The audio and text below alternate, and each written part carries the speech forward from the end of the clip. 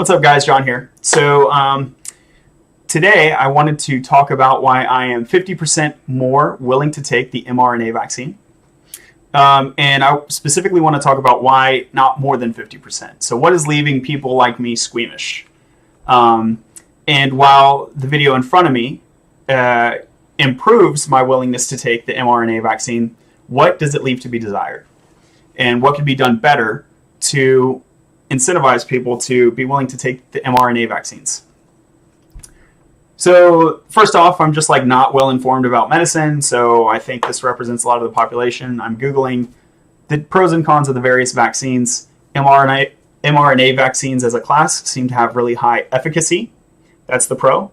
The con is that they're a new technology, and they require 2 doses, where something like the deadened virus vaccine can require 1 dose. And they're associated with higher side effects, higher incidence of things, somewhat mild side effects, but possibly those long tail side effects that aren't well measured. But certainly things like headache, pain at the site of injection, soreness, nausea, things like this. Usually for the 2 injections, the second one, the side effects are worse. And when I was looking at the Johnson & Johnson vaccine, the side effects for the first dose were across the board lower than for the second dose of the mRNAs, and in many cases lower than even the first dose of the mRNAs. So the fact that you have 2 rounds of side effects is already a problem. Anyway, so the side effects are a problem. However, I guess we don't know, so I'll just say it. The nation's health institutions in the U.S. are recommending a pause on Johnson & Johnson now, and in some other countries. So that is kind of why I was reevaluating. I was wanting the Johnson & Johnson one. And so that triggered a reevaluation. The fact that they're recommending a pause now based on long tail side effects that we are observing, blood clotting, I think in 6 people out of a lot of people, but life-threatening blood clots. So mRNA, what's the main concern? That it could impact DNA. That was my main concern.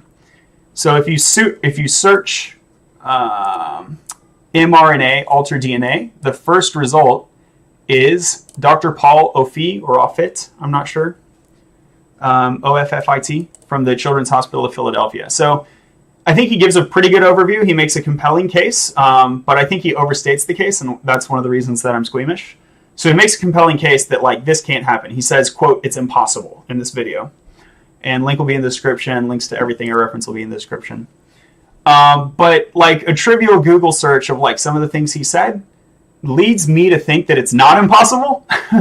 And so this is just one of the things that a person could do, don't say it's impossible, say it's extremely unlikely. That would make me trust this guy a lot more. What else would make me trust this guy? If comments were enabled, I would trust the guy more. And if he actually interacted with people who raised objections and he gave thoughtful responses, that would make me trust him more. If the like to views ratio was more dominantly approved. So, this is a good amount of likes to dislikes, but this is a non-trivial amount of dislikes. It's bordering on a quarter. Yeah, I'm kind of doing the math quick in my head, but it's kind of close-ish to a quarter. Rounding 300 to 100 would be a quarter. So those would be some things. And then the fourth is, I would prefer that he doesn't say it's impossible and he says it's just unlikely, and then he could get into the reasons why. And so what does he say specifically that gives me concern? So he talks about we're in the genetic age of antivirus, and we're actually using this viral protein, that's the mRNA. And he gives 3 biological mechanisms that he says can't happen that are the reason that the whole process can't happen. So first he says nuclear access, that mRNA doesn't have nuclear access. Well, Murphy's Law would say anything that can happen will happen. We know there are billions and trillions of cells, and so cells will be everywhere across the growth life cycle of a cell. At any given time, you'll have many sites in your body. And you'll also have cancer cells. Even a perfectly healthy person is going to have some cancer cells. And all of these cause problems with this nuclear access thesis, plus the fact that if you just Google, can viruses get into your nucleus? The answer is yes. Sometimes they can. So here's a Google search. Can a virus protein reach cell nucleus? Remarkably, DNA viruses such as I don't know what these are, but various kinds of viruses can access the nucleus through an NPC-independent mechanism. Okay, so virus proteins can access the nucleus. So there goes his first point. And I think the idea there being even an ordinary nucleus. But what about improper nucleus access? Nuclei may be in the wrong place, may be the cause, not a result of inherited muscle disease. So some people have an out-of-position cell nuclei, So could they get accessed by a virus? Well, the answer is even if they were in the right place, they could get access. So certainly if the nuclei is in the wrong place, it can also get accessed. What about the case of cancer? And we know that basically everybody has some degree of cancer in their body, and we know that cancer affects the exposure of the nucleus. It actually makes it kind of easier to get to the nucleus. Cancer cell nucleus. Typically, the nucleus of the cancer cell is larger and darker. So the darkness doesn't matter, but the fact that it's larger gives it a bigger attack surface. And here, irregular nuclear outline in cancer cells is mainly the result of grooving, convolutions, and invaginations. What does that mean? Let's Google it. Invagination is this thing. Well, that kind of looks like a healed puncture, doesn't it? So technically, invagination is a mechanism that takes place during gastrulation. Well, I don't know what that is. Let's Google it. Gastrulation is the process during embryonic development. So embryonic development, for me, that sounds like you're like having a kid. But we just heard that involution is happening during cancer cell, in cancer cells. So I almost wonder if it's whenever a cell splits. So maybe it doesn't need to involve embryonic cells. I don't know. But this is like a case where you can see how a person like me, and I think I'm a fairly well-educated guy, but not in the particular field of medicine. You can see how searching around, this raises questions. And then here you get a peek of the picture, but let's actually go to images. Here it becomes very clear that whatever gastrulation is, there's a point at which it appears to have more or less a wide open nucleus. And I think this was called the blastula. So here's the blastopore, blastoderm. Okay, so then I Google what is blastoderm? Here's blastula.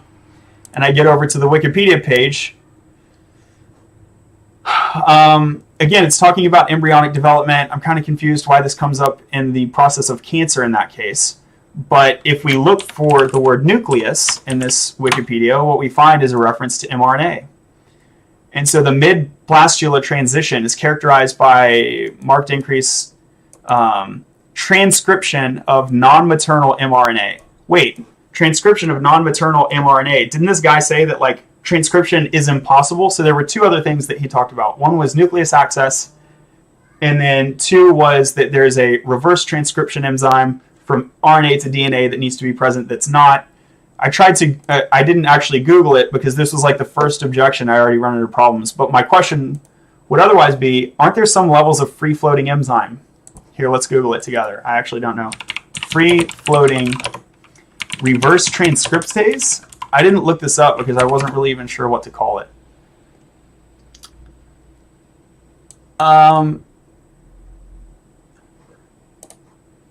Reverse transcriptase genes are highly abundant and transcriptionally active in marine plankton. Okay, that's not helpful at all. Marine plankton, wow.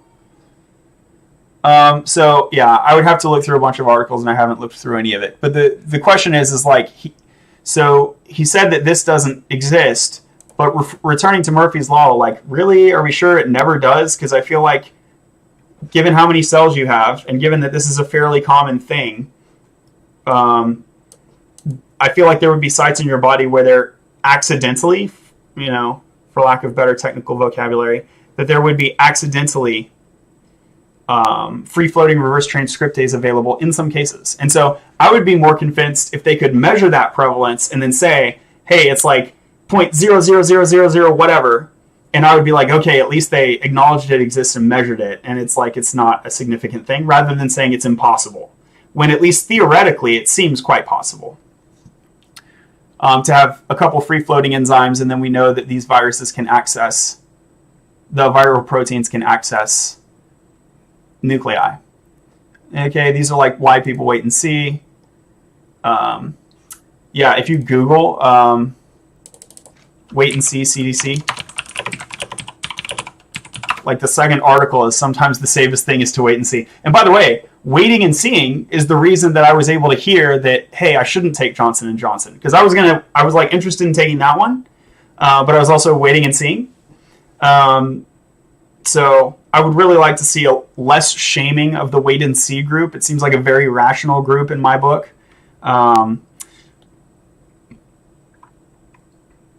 Anyway, I could get into that, but like for reasons of equity, like let's have the people who need it the most take it the most. I don't need it the most, so why not let me wait? Like that almost seems like a nice thing to do for me.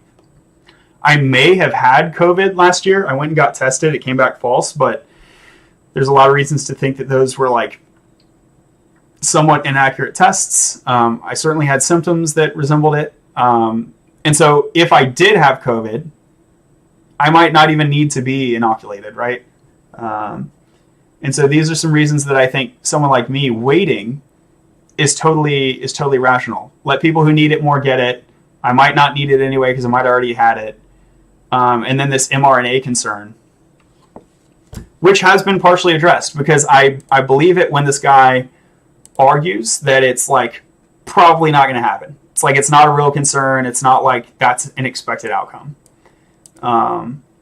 But I think I already went over reasons. A few of the ways that they could communicate this that I would feel a little more convinced would be, don't just say something that's impossible, especially when quick Googling raises doubts to that statement. Instead, actually, yeah, and then let's talk about this. Crazy conspiracy anti-vaxxer stuff. I'm not an anti-vaxxer, but the crazy conspiracy anti-vaxxer people, we're talking about Pentagon microchips that would sense COVID. And now it appears to be a thing that DARPA really worked on. And here's Tim Pool is talking about it, but he's reporting to the Daily Mail. And this was like a 60 Minutes news story. So it's not like crazy sources. 60 Minutes? Yeah. It's a 60-minute story. This is the transcript. So, like, people would get banned from YouTube and banned from Twitter and banned from Facebook for saying stuff like this. But here comes 60 Minutes, the Daily Mail. And so if they say it, it's totally fine, right? So that's another thing that makes people like me really squeamish, is when you have a group of people who say, stop thinking critically, stop Googling for yourself, shut up, do what the CDC says, do what the WHO says. Oh, the WHO was wildly off in a bunch of their, analyses. Shut up, don't say that. These are the things that make someone like me want to wait and see. And we see rolling out of improved stuff over time. So like there's another reason to wait. We see people really need it.